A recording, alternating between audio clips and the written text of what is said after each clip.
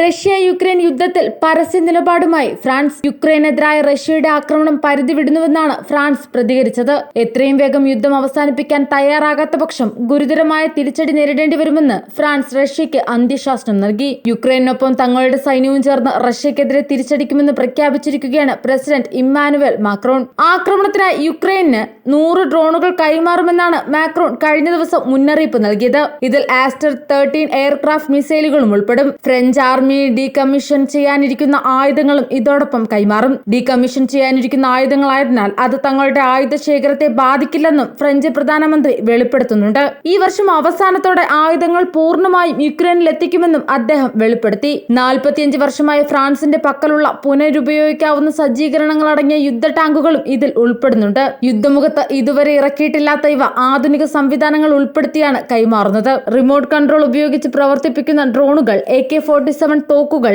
പീരങ്കിയിൽ ഘടിപ്പിച്ച് വിക്ഷേപിക്കാവുന്ന ബോംബുകൾ, ദീർഘദൂര ബാലിസ്റ്റിക് മിസൈലുകൾ എന്നിവയും യുക്രൈന് കൈമാറും. ഫ്രാൻസ് അടുത്തിടെ $430 ബില്യൺ ആയുധ ശേഖരണ പദ്ധതി ആരംഭിച്ചിരുന്നു.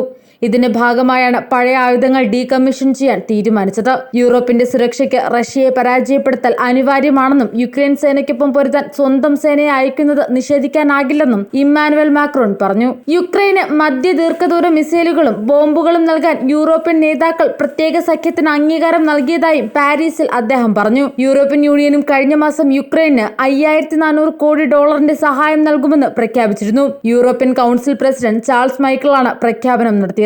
27 യൂറോപ്യൻ യൂണിയൻ രാജ്യങ്ങളുടെ നേതാക്കളാണ് കരാറിൽ ഒപ്പിട്ടത്. ഹംഗറിയുടെ വീറ്റോ ഭീഷണിക്കിടെയായിരുന്നു യുക്രൈന് യൂറോപ്യൻ യൂണിയൻ സഹായം പ്രഖ്യാപിച്ചത്.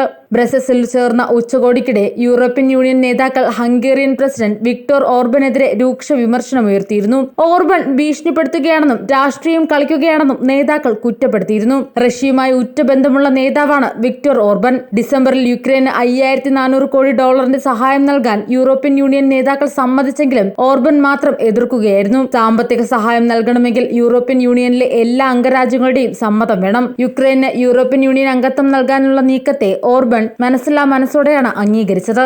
2 വർഷമായുള്ള റഷ്യൻ അധിനിവേശം യുക്രൈന്റെ സമ്പദ് വ്യവസ്ഥയെ തകർത്തിരിക്കുകയാണ്. യൂറോപ്യൻ യൂണിയന്റെ സഹായം കൊണ്ട് 4 വർഷം ശമ്പളവും പെൻഷനും നൽകാനും മറ്റു ചെലവുകൾ നിർവഹിക്കാനും യുക്രൈന് കഴിയും. ഈ മാസം ആദ്യം ഈ തുക വിതരണം ചെയ്യുമെന്നാണ് പ്രതീക്ഷിക്കുന്നത്.